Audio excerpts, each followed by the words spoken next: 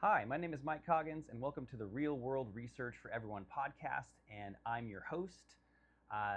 Today's episode, is about filling in some of the blanks of foundational knowledge of heart rate and heart rate variability, as well as the parallel pulse rate and pulse rate variability that we didn't cover in the first episode.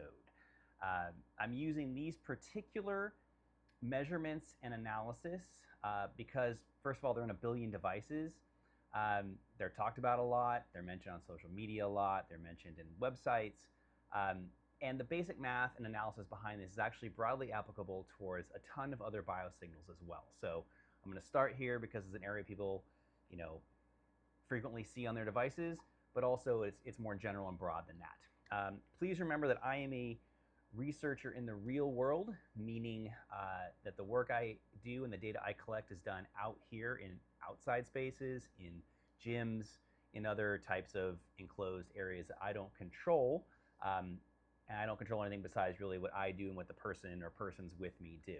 So if you have heard other things in your own searching and research, please keep in mind that academic labs and research is better suited towards the ability to control variables in order to get towards understanding why and how something works, whereas what I do is better targeted towards what can you do and when can you do it. So again, real world research is often called real world, real data, RWRD, and sometimes translational research. So what I do is different. It's complementary. It is, once something has been thought of in a lab, I try and work out stuff in the real world when people have to deal with real life and real other problems. So, as mentioned before, I am a health coach, I'm a personal trainer, and I'm a physiological researcher. And to give a little bit more flavor to that, my computer just went off.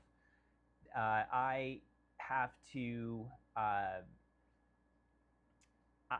understand things in a certain way, right? That part of that work is clinical, part of that work is academic, and specifically my academic background is in sensory systems physiology. So I'll get into what that really means at another point. It's a pretty broad term, but basically what that means is the vast majority of clients that I have worked with, they have something off about their experience in the real world. And that can be due often to an injury, a very traumatic injury, or sometimes multiple injuries over time. In some cases, it's syndromes and disease states like cardiovascular disease, or certain balance problems that come with certain types of issues in the brain or issues out in their peripheral nervous system. And occasionally it has to do with some subconscious stressors and issues, which are part of lifestyle and life choices, that type of work is better suited towards health coaching background rather than a trainer in a gym background, which is why I went back to school. I did the coursework, I did the clinical, practical work, and eventually have a board certification in health coaching, so I can get into those worlds a little bit more to help folks as well. So let's see here. I have worked with athletes, professional athletes and amateur athletes, and I have worked with a few handfuls of people that are currently practicing athletes. But again, all of them typically have an issue where there's some sensory experience in the real world or in their sport or activity that is not quite right. So I don't usually work with the people who everything feels great or they're really young and have no injuries. Again, I'll get more into what sensory system physiology means in a later pod. But for now, let's fill in some of the tangible, discrete, and real aspects of rates and variability. So I want to make sure that I do one thing better than I did in the first episode, which is I want to make sure I speak a little bit more and try and verbalize math, formulas, and pictures and graphs. In case you're not watching this, which is great, I don't watch too many of the podcasts I listen to, but I will also put things on the board, and I will put in the show notes a link you can quickly click on and just see it if you want to at some other point in time. Again, the math and the analysis here is applicable towards a whole host of things, not just heart rate and heart rate variability. It's applicable towards any type of thing that's a rate and any type of thing pretty much that's a variable, with certain exceptions depending upon what is in the background of how those things become a rate or how they become variable and have variation in them. So let's start right off the bat with a rate. So again, if you use something like this skosh that went on down here on an arm, you got an iWatch, there are devices out there where you can see on it or on your phone, you can see a number. And that number might change at points in time, or you're just sitting around, or if you're laying down, or if you're standing, whatever it is that you're doing, okay? And let's use blue. So rates are something like, for example, 61. I'll do it in black too. 61. And I'll go back to my initial analogy, which is that heart rate, any kind of rate, you can relate back to something that maybe you have more experience with. So what I mentioned last time, miles per hour, is think of the speedometer on your favorite video game, on your car, on your motorized bike, on your motorcycle. If it says 61 on the dashboard and nothing else changes inside the car or outside the car that can affect the car, that 61 will just happen and it won't change. What does 61 miles per hour mean? It means that you have, or you will, excuse me, again, it's an instantaneous rate. So right now, if nothing changes, you will go 61 miles in 1 hour. So it's a number of events, 61 miles, passing a mile marker 61 times in 1 hour. You could have a heartbeat when you're sitting down right here. This is a pretty common one, 61 beats per minute. So again, if nothing changes on the inside of you and nothing changes on the outside of you, your heart will beat 61 times in 1 minute once you start counting that minute out. So that's a good way to think about rates. There is another way to think about, and so we'll come back to this in a second, but it's not another way to think about rates. Sorry, it is a inverse of this, which is something called the frequency domain, and it's pretty intuitive. It is essentially the idea of, instead of asking how many miles do I cover in 1 hour, it would be the inverse of that, which is how much time does it take to do a mile, or how much time does it take to have your heart beat? Because, and I'll give you a quick example, if you had a 60 mile per hour on your dash, that would mean pretty much every minute you covered a mile, there's 60 minutes in an hour, and you've covered 60 miles in that hour. If you're going a little bit faster, 61 miles per hour, then you can already tell that chances are that the amount of time it takes you to go a mile is a little bit less than a second, because you're going to cover 1 more mile in that hour than you would if you were going 60. So it takes a little bit less time. If it makes it easier with a bigger number, think if you did 120 miles an hour, awesome, I would love to do that, then you are actually covering a mile every half a second. So again, that time to do a mile changed. It got less because your speed is more. That's called the frequency domain if you're thinking about that sort of time to do an event. And we'll come back to that because that matters for heart rate variability in terms of what people think it actually measures, which may or may not be true, but is talked about quite frequently. Okay, so remember, these are instantaneous rates if nothing happens. There can also be an average rate, which is now I've set the bounds of the time, and I basically said, we're going to start now, I'm going to measure for a minute, and you've done this version possibly where you hold your fingers next to your artery here in your neck, you start a timer, and that would tell you that if you actually had 61 beats in a minute, that's an average now heart rate because you average 61 beats for that minute, and your nurse, your PA, your doctor is thinking that if nothing else happened, that would say pretty much the average going forward. So average is used once you actually have a set amount of time. Instantaneous is for each individual number that you see. And those individual numbers build up to an average once you decide, I'm done counting, I'm going to move on from here. Okay, let's move on now to why and how, like the first time I really saw this stuff. So I mentioned that when we were in Equinox, we would sometimes help people use some of their devices. This was the early days, like there weren't as many devices out there as people would use, but sometimes we know we'd use this version, we use the stopwatch. We would measure pulse rates, really, technically, pulse rates, in order to understand kind of the metabolism that that person was using. And as some people bought wearable devices, we could then use what the wearable device said. Okay, so it's pretty common. I've worked with a lot of people who have when they're sitting, a heart rate of about, an average heart rate of about between 55 and 75 beats per minute. So that's going to kind of range, and those numbers will come back later when we look at sort of what happens when you're doing nothing versus what happens after you've done something. Okay, so those were, there was a few hundred people, and almost every single one of them had their heart rate when they're just sitting around and not doing anything, not stressed out, but also not exercising, not running from work, they would be in that 55 roughly to 75 range. On top of that, and this is kind of a key item too, when we would sort of measure this in the early days, and it's persisted, so all through my time at Lifetime, afterwards back to Equinox, now, there is, for any given person, so you sitting at home right now, me sitting here, if you're not doing very much, my little crazy phrase was, not much is expected to happen.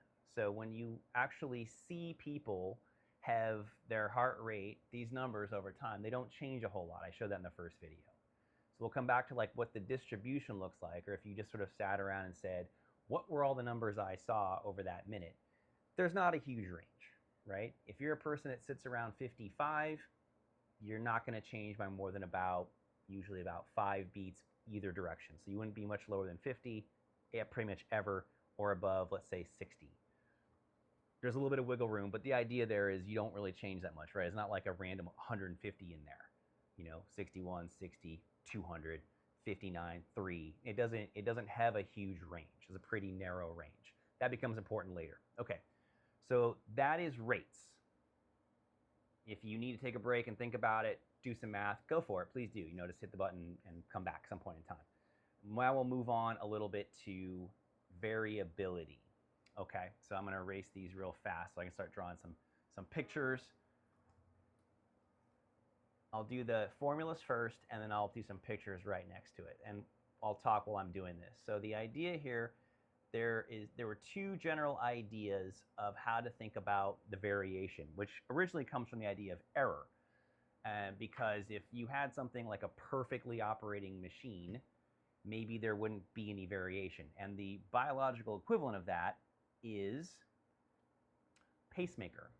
So a pacemaker is designed with a really quality piece of, mechanics and battery and device structure with electrodes that it pretty much tries to keep 70 beats per minute, and some doctors and some devices might be able to tailor that, but about 70 is pretty common all the time.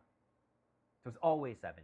If you looked at your, iWatch or whatever, it'd say 70, 70, 70, 70, 70, 70, 70.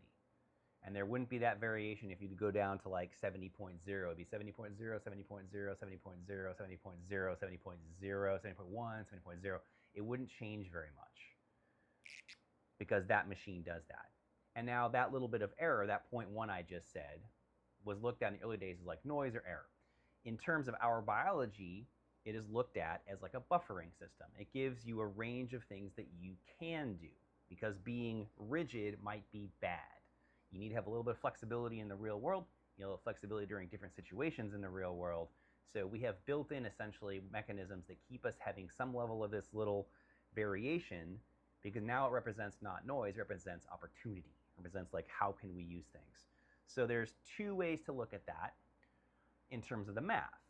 Okay, there's 2 ways you can look at it as error and noise. You can look at it as a good thing like opportunity. In terms of the math, we can look at the easiest one to understand, and it's usually reported for any exercise-based wearable device. It is called RMSSD, which stands for like root mean squared deviation. Now that formula is essentially, it's a square root of, and I'm going to do the actual version here, which is IBI, and I'll come back to this, 1 IBI 0 over n minus 2, actually. And then there's another one, I'll get in what each of these means, SDNN, which is now how an individual IBI compares to the mean over a length of time. Okay, so if you're not watching this, don't worry, I'm going to start verbally explaining it while I draw a picture of each of the two different situations. So let's start with the first one. RMSSD is comparing sequential beats of your heart. And if you're using the polar tech, remember it is the voltage change that happens that opens the cells of your cardiac, or opens essentially the membrane of your cardiac cells. It allows calcium to come in. That causes the contraction. So it is the nervous input where the result is your heart contracts, that muscle contracts, blood flows out. If you're using something like your iWatch or a Ring, Whoop Band, this thing called a Scosche, other types of watches out there, you are measuring output. You're measuring that blood is now flowing out through your vasculature, and it gets out to wherever you're wearing that device, and it causes a expansion of those vessels. There's more blood that goes through, and that's what these PPG-based devices measure using that. Again, little lights that are on the back. I'm not shining the lights on anybody. Okay, so what ends up happening with the sequential beats is that you would measure the difference between each of them, and then what's on the bottom here, n-2, is you average it. The reason it's an n-2, don't worry about it specifically the math, but basically it's because since you're doing pairs, you're going to miss one at the end, you're going to miss one at the beginning, because there is not you're missing one that you need to do that measurement, you're missing one at the end. So you can't quite do the full, whatever you measure, however many beats you take, you actually end up using n-2 of them. I'm going to draw here what the beats might look like in one situation. And I'm going to draw them in a second situation. So what I'm drawing in these, in case you're not watching, is I'm drawing as if you are looking at your watch, your band, and you see and plot out what the numbers are, right? You just do what I did. You drew like a little L-shaped graph kind of thing. You said, let's just write down each number in order. Here's what they are. So RMSSD, sequential beats, is, well, actually, let's take a step back. Before we do that, IBI I mentioned. IBI in the strict formula stands for interbeat interval. That is that distance I talked about, the frequency domain idea, that there is a time now between events. So remember, if you're going 60 miles an hour, it's about 1 minute per mile. So you'd expect 1 minute each time. And if it was 1.1 minutes, that 1.1 is different than, say, maybe the one before, which was 1. 1.1 minus 1 is 0.1. And you actually square that, so you don't have to worry about direction averaging out, whether it's less or more. This is actually squared. And this one is squared. So the numerators are squared, so you don't have to worry about going up or down, averaging out to 0. You always want to see how much error there is. Okay, so in the case of this, it'd be this, the distance, essentially not distance, excuse me, the time between these beats, and you'd subtract this one, the second one from the first, the third from the second, the fourth from the third, and then you'd add it all up by, square each one, add it up, divide it by the number that you basically checked. In the SDNN case, you're actually measuring each heartbeat compared to what the average was for however long you choose to measure. 1 minute is pretty common for some devices. 5 minutes is really common in the literature. 10 minutes and even longer numbers were common in the early days. They're a little bit less common now for anything performance or exercise related, because it just takes too long. And also there's a concern that if you have done some kind of exercise, that you're going to have something that may look like this. This bottom graph shows what looks like these little plotting of the points, the numbers is like slowly going down. It's getting lower and lower. So maybe you started at 70, and by the end of your recording period, you're down to 60, and it's kind of flowing down. What I drew in the top graph is kind of the opposite. It's as if it's ramping up very slowly. So this might be a situation where, here's one possibility, that perhaps you decided that you were going to start thinking and stressing about an upcoming test or upcoming, presentation in your workplace. You start to think about it. You start to think about, all right, I have to do this, and then you start to plan. Your mind starts to go, and then what ends up happening is your brain is using energy. You're becoming maybe a little anxious, but you're becoming stressed a little bit because you're focusing and you're using energy. And stress isn't always bad, but stress does mean something is changing. So then your heart rate goes up a little bit to match that because your brain needs more oxygen, it needs more nutrients as your heart pumps a little bit faster. Brains are expensive in energy. About 20% of your food goes towards your brain. So we're not very efficient with our brain. That is one thing that our bodies are designed to try and minimize brain energy expenditure because it's so expensive that you run out of your food in your stores. We'll come back to this at a later time about other types of biosignals, including biofeedback. Okay, so there is two situations that can look very similar, though, if I do the math. So one thing I want to get across right here is that the math part, the formulas that I drew on here, are what you get to see. And lots of times you only get sent this top one RMSSD, which is looking at comparing sequential beats. There are a few devices. I'm pretty sure the Oura Ring doesn't say it specifically from the literature I saw from them, but I bet they do somewhere. They, I think, use this SDNN number more frequently. That's the average when they do your sleep analysis. And the reason why they might use that one is because over longer periods of time, this would show if something has really started to change.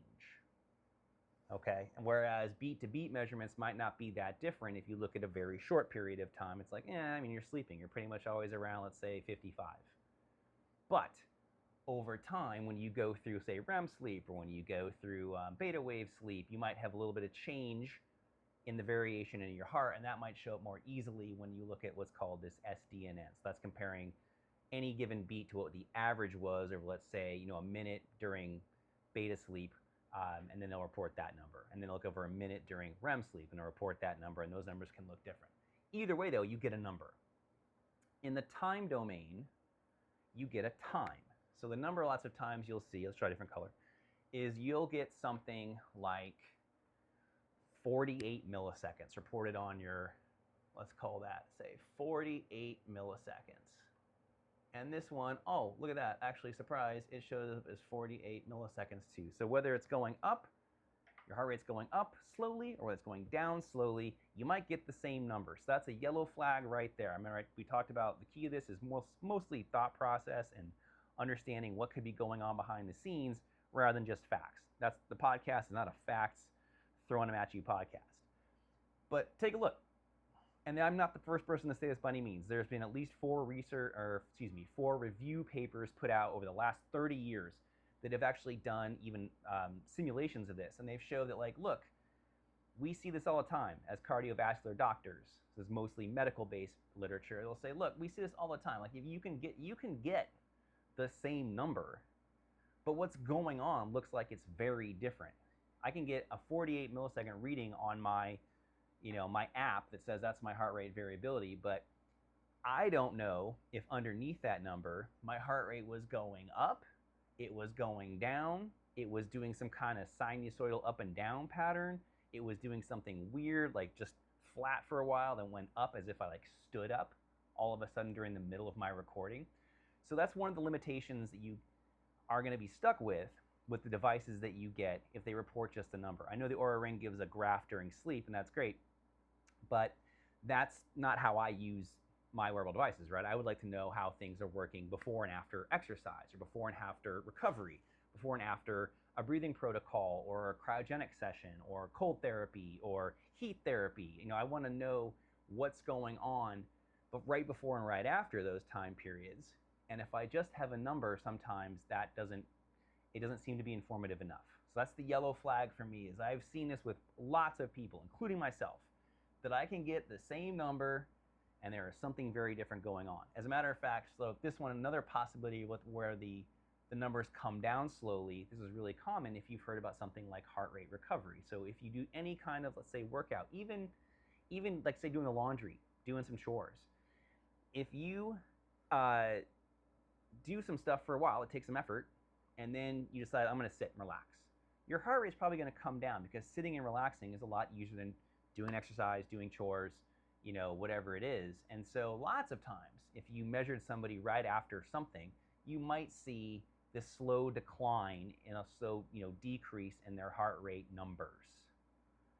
Conversely, right, there's lots of ways, I'm sure you can already imagine this, and if you want to take a second, think about it, there's lots of ways where your heart rate might be going up when you're measuring it. Again, I mentioned like getting some level of stress because you're planning ahead for an event, right, presentation, maybe a trip, or you're getting ready to work out, right, or you decided like I forgot something, I've got to go. So there's lots of ways where the heart rate can go up during the time you're measuring, and you'll get some kind of number, and now you don't know if that number means it was going up, it was going down, it wasn't changing. I don't know, I just got a number. Let's take a pause here real fast and come back to this frequency domain idea. So this is all time domain. You receive a number. It says 48 milliseconds.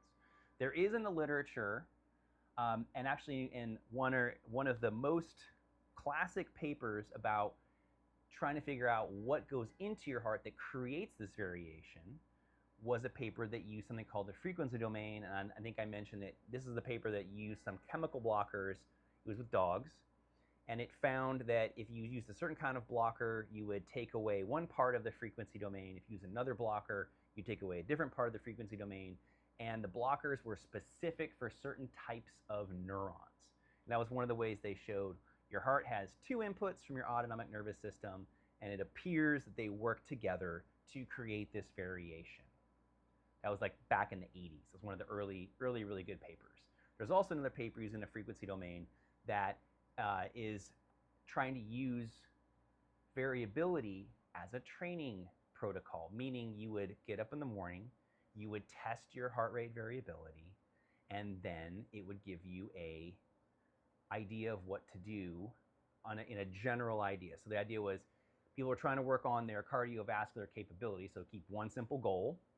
It would say whether you should consider doing a high intensity workout, a light intensity workout, or rest. That's a pretty cool paper, actually. We'll come back to that either a little bit today, but probably another time I'll talk about it when we get into the training ideas, because while that paper is a really good start, it's a little bit old right now. It's about 6 years old, I think, maybe a little bit older. There are some, there's some obvious questions here, which is like, does it work for other types of goals? Does it work for longer than a month? We'll come back to that. So I'm going to draw real fast what a frequency domain looks like. And what I'm drawing here is something that kind of looks like it has sort of like two humps to it with a big sort of like curve right in the beginning. And what that is, this is in the frequency domain. So it has something like hertz. So that is a band, and that is a band, and then there's a band at the beginning. There's kind of three peaks oftentimes, although one of those peaks might be really low. And what you'll get sometimes are what are called low frequency and high frequency numbers. So right here, it's already a challenge, right? If your wearable devices typically only give you one number. I only get one number from any of the ones I've used, and it's either this RMSSD or this SDNN. I don't get both because as a typical human being, and you're probably one too, it's really hard to tell what to do if I'm given two numbers. Because with two numbers,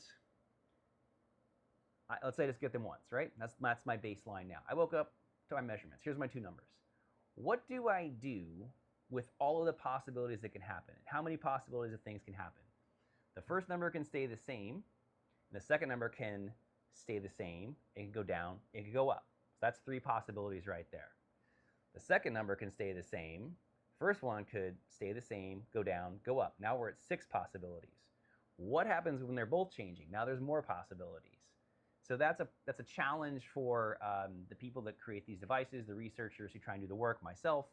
If you start giving out a bunch of extra information, it's really hard to, first of all, figure out of all the possibilities, what really means what, because you have to go through a bunch of tests. And then, how do you impart that information to people so that either they can use it, or I guess sometimes you just try and create a computer program, but that's not really believable for a lot of people because most companies don't publish any of their work. And so now I just have to believe you that for some reason you're not going to publish anything, you're going to call it intellectual property, and I have to believe that you have done a tremendous amount of research. You've somehow vetted that outside of yourself so you can remove some of your own bias or possibilities of bias, and you have something dispassionate to give me that's going to be helpful. So most devices give you one number. If we go in this frequency domain, there's two other numbers, low frequency and high frequency. Sometimes they give you one number and like a ratio. Either way, you get two numbers. The low frequency band is between 0.04 hertz and 0.15. The high frequency band is 0.15 to 0.4 hertz. And let's just cover real fast hertz and the frequency domain so that you can keep that in the back of your mind, or come back to one of these shorts if I can pull it off, that talks about frequency domain. So when you have something, let's call it like 1 hertz, that means that event happens once every second. So hertz is in seconds. That's an easy number. What if it's 0.5 hertz? 0.5 hertz means that half of that event happened in 1 second. Another way to look at it is you can take the inverse of 0.5. So 1 divided by 0.5 is 2. That's how long it takes to have the full event. If you have a higher number than 1 hertz, let's say it's 2 hertz, that means that that event has happened twice in a second. Okay? So this is where this, again, frequency domain and time domain, like how many miles do I go in time, or how much time to cover a mile, they're really just kind of two sides of the same coin. With the frequency domain, these two bands were found by that biochemical work back in the 80s, again on dogs, not on humans. I believe all the dogs lived, by the way. Woohoo! The goal wasn't to kill them. And actually, again, the variation here isn't what truly creates your sort of static heart rate. It's probably another part of your brain that is represented by this really close to zero curve in this power spectrum.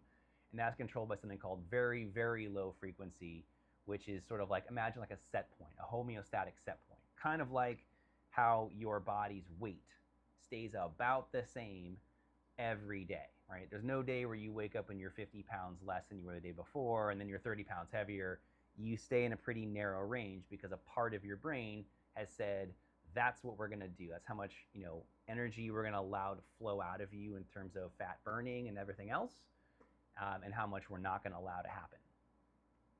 Okay, so with the low frequency band, 0.04 to 0.15, and the last thing I wanna cover about this before we move on is what's called a time constant. So a time constant tells you, it's that number of like how many seconds does it take for something to happen. So a time constant is very similar again to that idea of, well, if I go 61 miles in an hour, how long did it take me to go a mile? So this is how long does it take for the event to happen. So let's go with the easy one first. A 0.40 hertz, that means that it takes 2.5. So you just invert it. So 1 divided by 0.4 is 2.5 seconds. Let's try the different color. So a 0.4 hertz takes 2.5 seconds to go through and have the event take place. So that is 2.5. A 0.15 is about 7. It takes about 7 seconds for that event to fully take place. So again, you can imagine things that take a while to happen having less than 1 hertz, right? If you say something really fast, like, I might have had a really high hertz right there for a D sound. I might have said it, 10 times in a second. But if I say something really slow, Adrian, maybe that took 3 seconds. And if I kept doing it, it would be a 0.33, a 1/3 hertz. Okay? I just dated myself. If you don't know Rocky, I come off like a weirdo. It's okay. So 0.15 is 7, 0.04 is 25 seconds. So last thing I want to get across right here before we move on into like the actual other aspects of this that are more real world is that if you'll notice there's 2.5 to 7 seconds for one of these bands. More than a second, but not super long, right? Like we're talking less than 10 seconds for something to take place. That's pretty fast in terms of biology. It's, it takes you a while to process your food. It takes you an hour. That's only 10 seconds for something to happen, for a change to happen. The other one, it's a little bit longer, 7 to 25 seconds, but again, not super long. So those time constants become useful later on when we're going to ask them another yellow flag questions about, well, hold on, how do we change ourselves when the numbers we're measuring change really fast? Right? That's clearly 7 seconds the longest to an FS7, or 7 to 25 seconds. That's clearly a short process. So if something changes in a short process, how does that short process become a long process? Right? How do I have better heart capability 3 weeks from now? That's a lot longer than 25 seconds. So I'll leave that as a yellow flag. I'll leave a couple words here in case you're thinking ahead already about accretion versus depletion models. And if you've been out in this world training or been with trainer, worked with athletic staff, you have definitely been exposed to one of those models.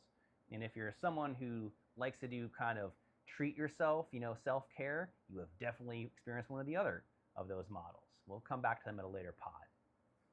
Okay, so I'm gonna check my notes here real fast. Real quick aside, I can't memorize all this stuff. I'm not that capable off the cuff speaker. So if you see me staring down, that's what I'm doing. All right, I'm trying to make sure I'm pretty complete about the order I'm trying to do stuff, so it makes sense for you. Okay, so let's go back into like showing a picture of the distributions. Right, this particular person where the heart rate was kind of going up. Let's say that right in the middle there is about, actually, yeah, we'll call that 70, and then the person below where their heart rate was coming down, there, let's say maybe their average heart rate was 50. That's a pretty well-trained individual. What you'll see if you just took a look, just look at all those little instantaneous numbers that popped up on your iWatch or on your phone when you're looking at it, is again, you'll see a pretty tight distribution. Right? There is no like 110 that happens as just a random number in the middle.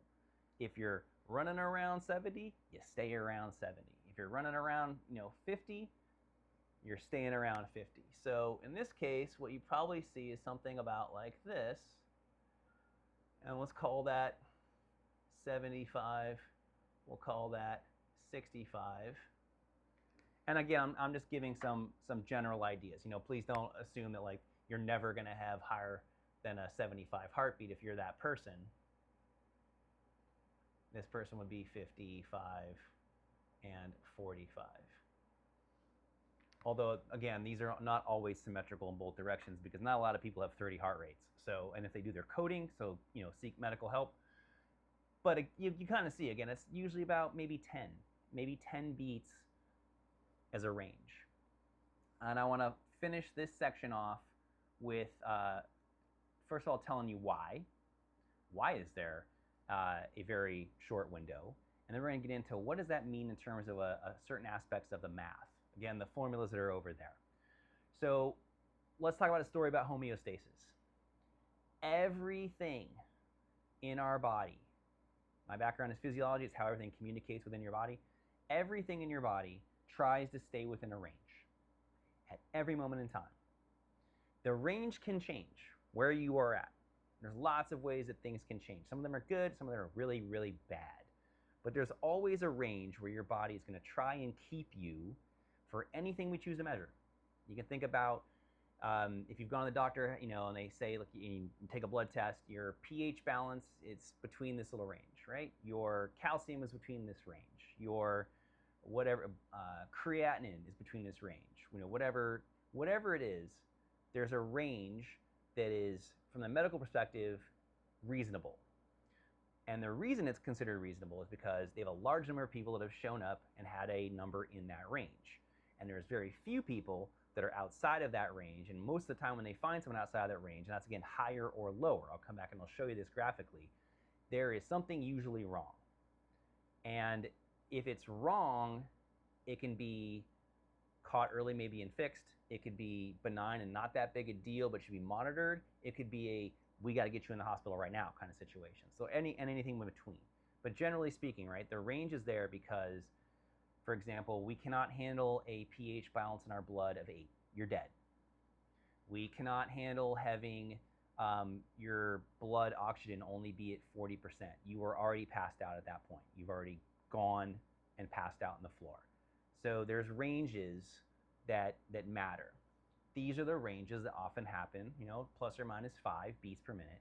When you're, again, under steady state conditions, you're not doing a whole lot, so not a whole lot happens. Steady state condition is the math way of saying homeostasis.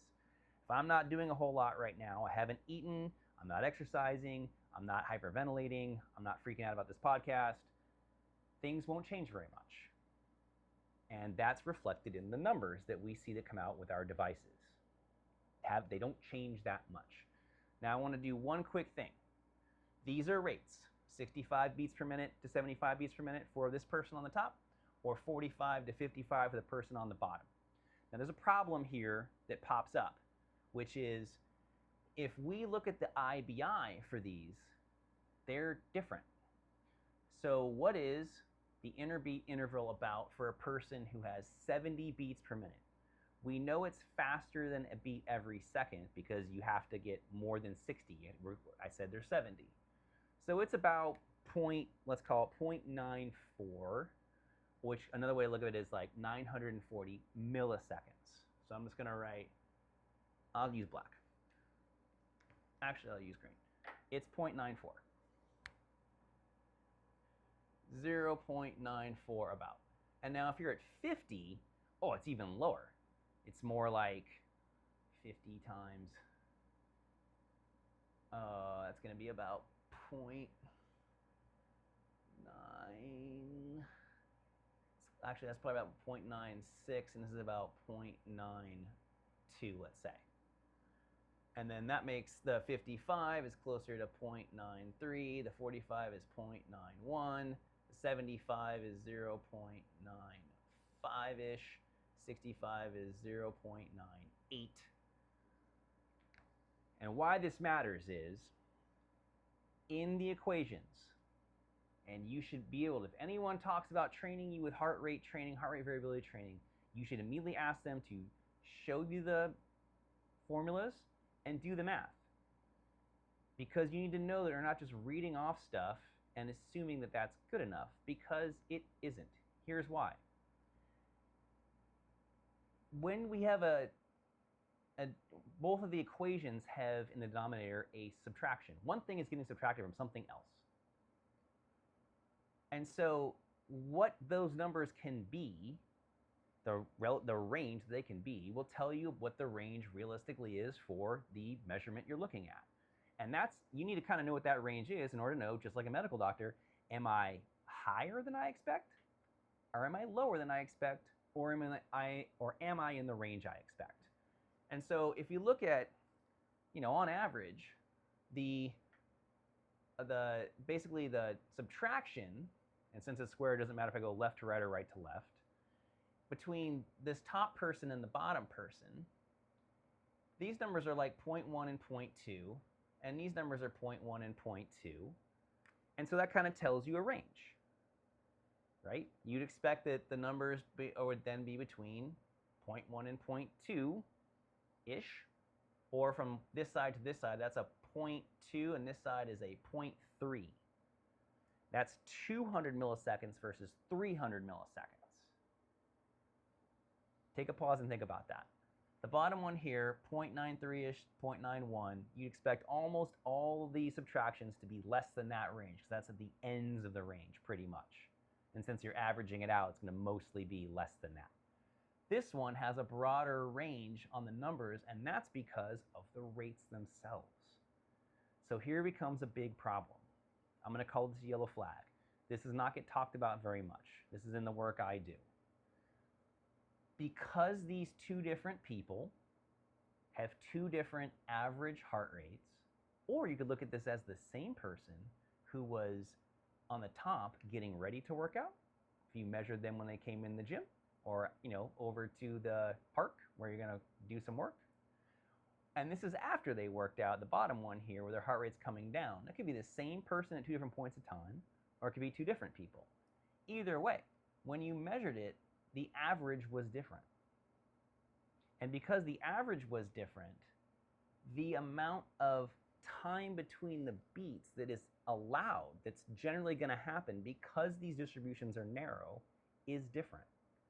You simply have more time for variation if you're at a moment in time a person with a low heart rate because you have you have long time between your heartbeats.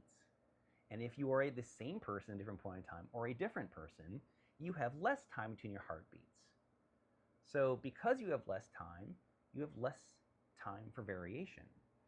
If you have more time, you have more time for variation. Right? Think about that. If you are going super, super fast in your car and the wind hits you, it doesn't affect you that much in terms of changing your speed. But if you're going fairly slow in your car and the wind hits you, it can change your speed a lot. And if you don't believe me, that's fine. I mean, wind might not do that. But think about what your foot does. If you're inside the car and you're going, pedal to the metal, and you try and tap a little bit more, you're probably not going to change your speed that much.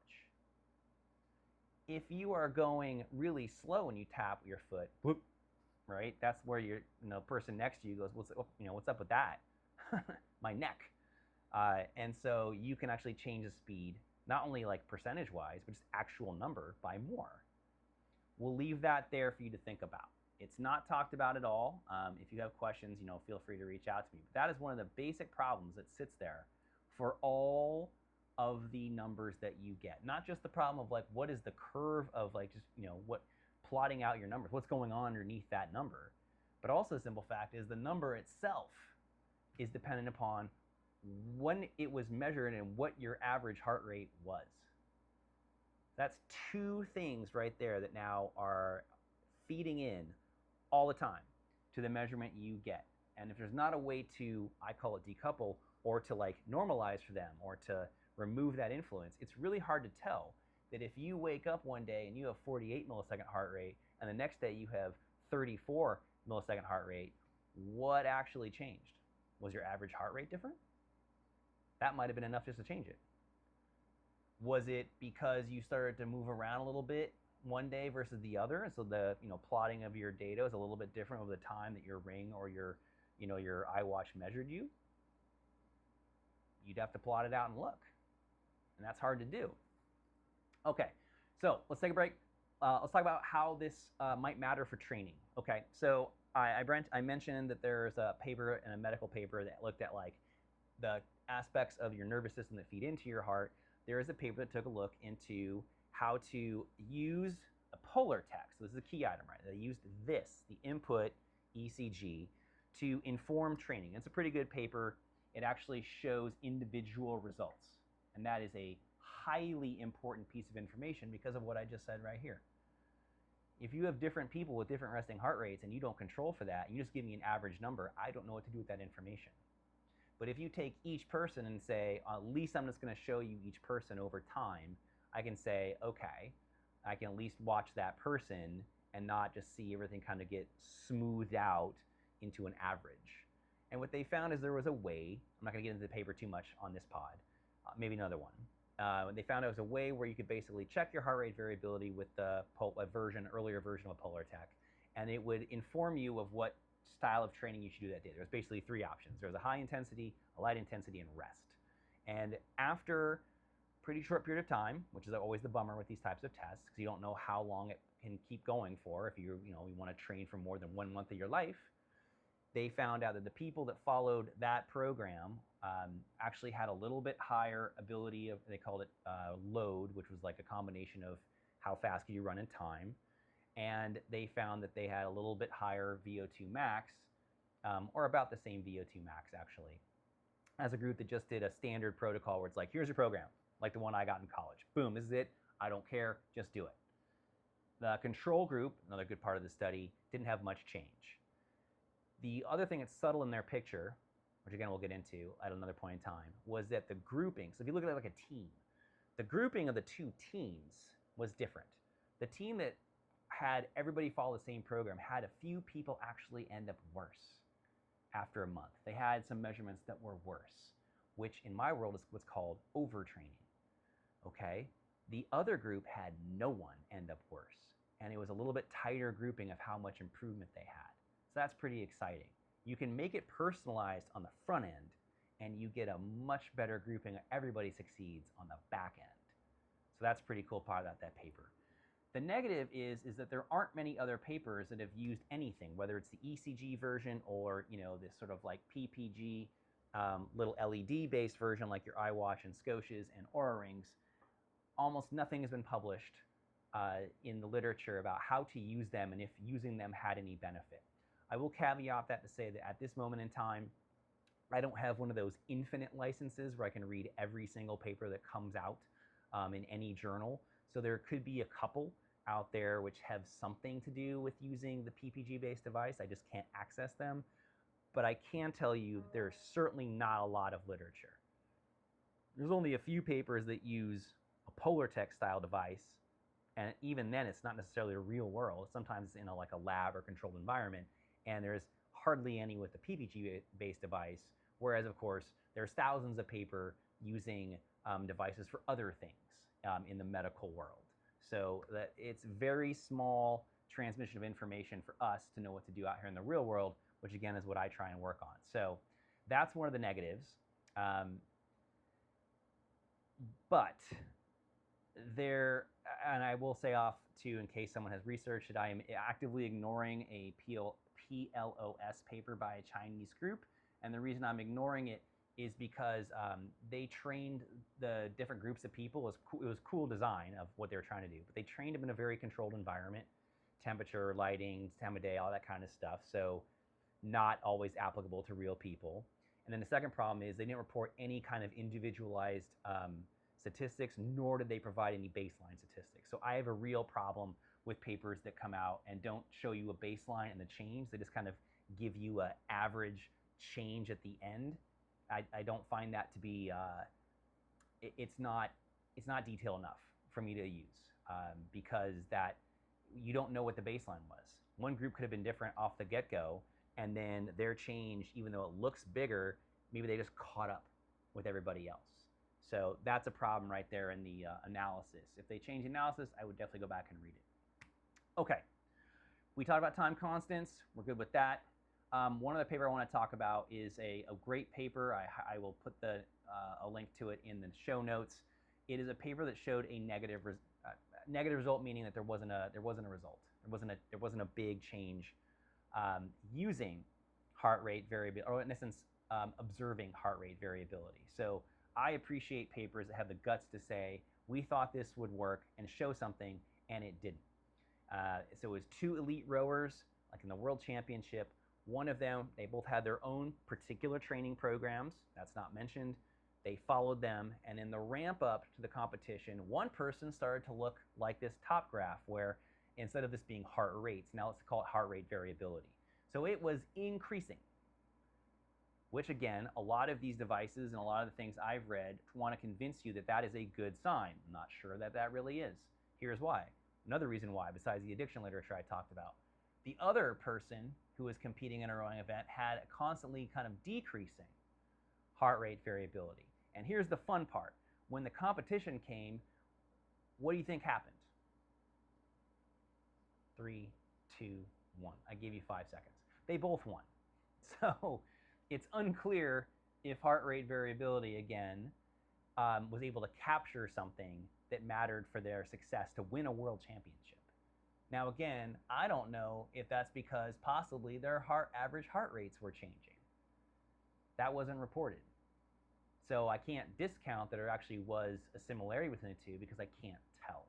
All I know is that one of them, by the hypothesis, should have been ramping up just great and looking forward to hopefully a win. And the other one was looking like, oh man, the wheels are coming off, you're overdoing it. And that person also won. So it's unclear here what heart rate variability in the time domain really means in terms of training. All right, so let's move into the last part of today, and that is what can we maybe check on in the future if there's missing data, which there is. So here is something called paired recordings. My background in sensory system physiology used a lot of this kind of work, a lot of neuroscience type of work, a lot of other areas in cellular level, so like working with a cell in some part of the body does this kind of work.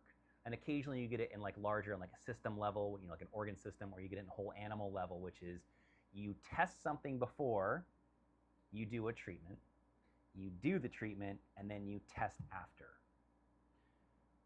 That has rarely been done on short time scales in anything approaching biosignals and a whole person level.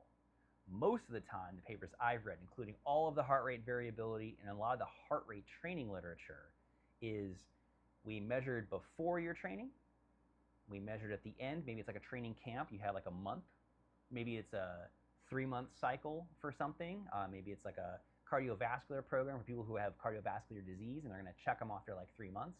It's a long period of time, no matter what it is. And it's like, we checked before, we checked after, and there's a difference. Okay, that's really hard to believe that something like this was the cause for 2 reasons. One, obviously lots of things can change over long periods of time. So another reason why paired recordings are chosen is because you can hopefully rule out a lot of other system processes that could happen in that short period of time. Because a lot of things take longer, right? Like if you want to build muscle, for example, it takes more than 30 seconds, sadly.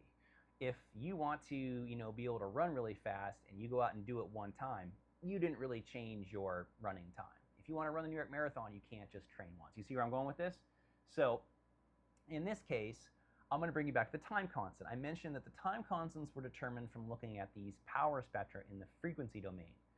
But the basic idea was whether it's one of the nerves impacting your heart, nerve types, or the other one, they take place in less than 30 seconds.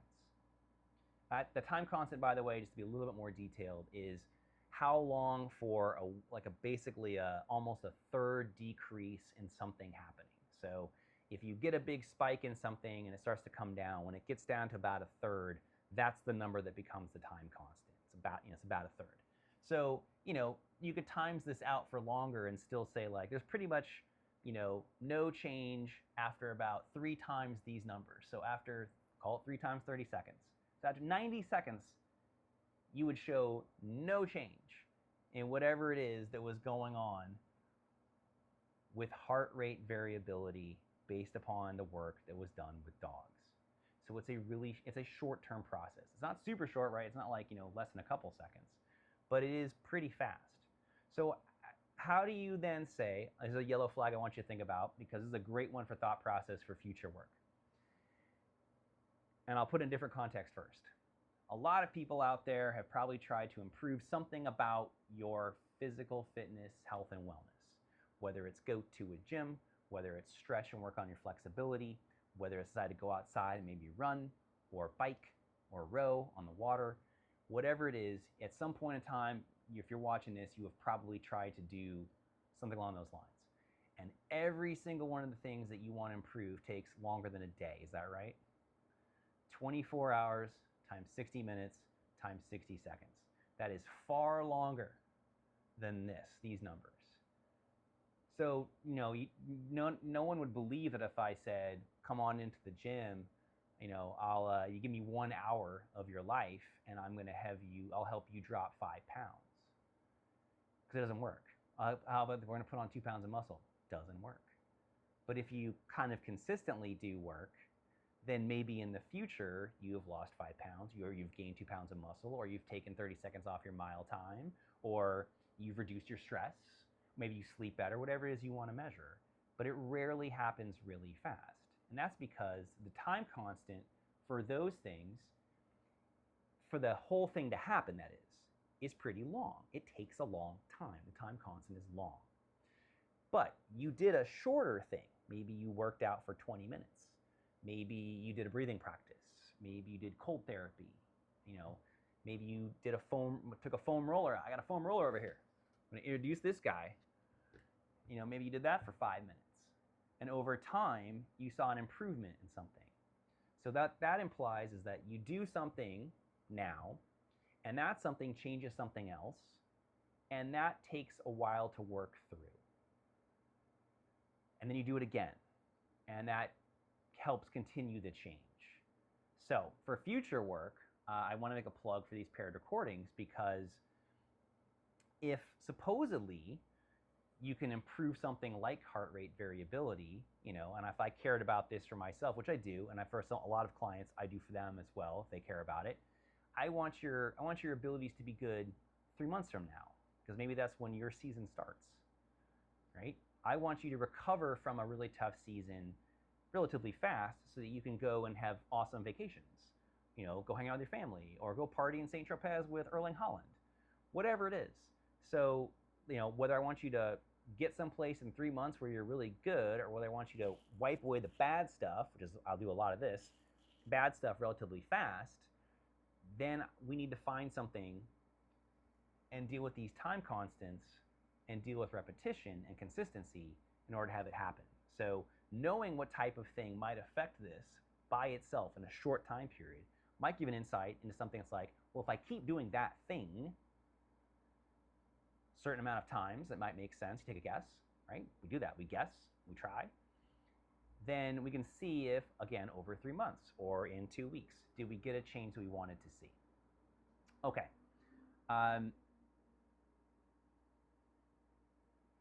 What about adding? So again, like that's one idea. And of course, like measuring later in time, right? If you think something's going to matter now, like one classic thing is DOMS, right? So if you've ever had soreness from working out, like the next day or 2 days later, that's delayed onset muscle soreness. Delayed meaning it took a while. You might have a delayed version of something that's important for actually increasing your heart's ability to function and respond to both the strenuous stuff like exercise, but also coming down and braking and accelerating, getting back to a nice, comfortable rest place that you can sleep and do everything else you want to do. The idea there is maybe we need to check at different points in time, and this has been done a couple times in this type of world where they check a little bit after something like say 3-4 hours. Because as in the person whose heart rate is coming down, they might have been interested in, I give you sprints, right afterwards your heart rate is still elevated. So we'll check it right then where it's coming down, and then we'll check it, say 4 hours later and maybe 8 hours later. So there is a benefit to doing that as well. It's extremely rare in the literature, like I said. It's very uncommonly done. I don't think I've ever seen it done with heart rate variability. It's been done at least a few times with heart rate training, again, trying to figure out that metabolism. So that's time to add something like that back into the mix too. Okay, I want to introduce one last thing, which is the coefficient of variation. So the coefficient of variation, just real fast, I'll verbally explain it. It tries to deal with the fact that people or situations have different means. So I drew a sigma over a mu, that is standard deviation over the mean. The idea there is if you, for example, if you knew that your mean mile time was 7 minutes, and you did a workout program and you got a great time, it was awesome, and you took your mile time down to 6.30, 6:30. So you took 30 seconds off your mile time. Fantastic. Somebody else comes along, old like me maybe. Maybe they came off of surgery like I did, and it's like, ooh, 10-minute mile might be pushing it right now, 3 months after surgery. But let's just take that as a baseline and let's ease into it. And I go from a 10-minute mile down to, let's say, a 9-minute mile. That relative change might be equivalent. An alternative way to think about this is if you have a group of people, you have a team, or you have like a military cohort. I've seen this study done with heart rate variability. You take a whole bunch of people and you average out something like, let's say their heart rate variability numbers. Let's say it's 40, like I still have up here. And then you have another group, let's say, or the same group that comes back from being overseas, and you measure their heart rate variability, and it's 48 milliseconds. Now, what is the change that might happen there? What is the variation that might happen there amongst all the people? If you start off with like, it's 48 plus or minus 48, first situation, when they come back, maybe it's 48 plus or minus 2. You had a big range at the beginning, you had a small range at the end. That coefficient of variation number, because it'd be the variation divided by the mean, the small one would be small, and the big one would be big. And that would tell you that there's a difference there. And it also helps deal with the fact that like maybe one group, one team you work with, is a certain height, or one thing you care about is a certain average. And so you need to be able to compare that to something or someone who's different. So the idea of a coefficient of variation there is meant to help deal with some of these problems that we're talking about, where you have, for example, maybe a different average heart rate. Now that would deal maybe with this situation where you're looking at like two people sitting around doing nothing. But the problem with that number in this situation is it doesn't take into account that the actual number itself is still dependent on the number itself. So this becomes one way to start looking at alternative measurements that might be useful in combination with other things that we're measuring here for variation, for looking at like how does a recovery program work for this person, how does a balance program work for this person. It helps us give another option that's a little bit different, and it's also helps like look at people who already are different and put them a little bit into a similar scale. And the teaser part of this is that I have been doing this for a while. I've been putting different type of statistical measurements that come from the same stuff, whether it's average, whether it's mean, whether it's standard deviation, whatever it is. I've been putting these things together in different ways and try to import them into machine learning programs to see if having a little bit broader view of the numbers, the machine essentially then can have something that's a little bit more like evaluating a more complex curve that happens because maybe that person happens to have a little bit of a weird variation that day, or they had just freaked out a little bit about, oh no, I got to get to work, and so their heart rate was going up a little bit. Or maybe they were feeling great because I got a great piece of news, got a new job, and their heart rate was coming down a little bit. And so there's ways to sort of like try and put more information into essentially a fast calculator. Machine learning is really fast calculators in fancy ways, really fancy ways sometimes. And out of it then you might get something that's more complex that helps you deal with a more complex person. And if you track that over time, maybe you'll see some real changes. So I'm going to leave it there. I think that's good to go with for now. I hope you have a fantastic day. I'm about to get rained on. Once again, rain, New York City in the summer. What's happening here? I'm Mike. Have a fantastic day.